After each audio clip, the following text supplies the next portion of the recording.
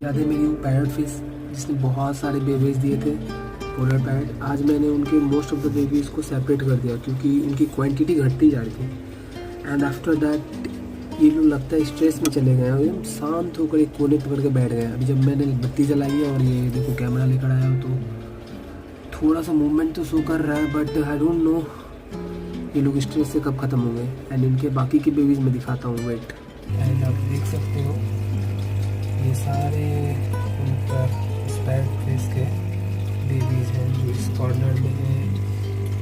And कुछ उधर है, देखो। अब इनको मैं क्या फीड करूँ, अगर आपको पता है तो काइंडली मेरे को बताओ।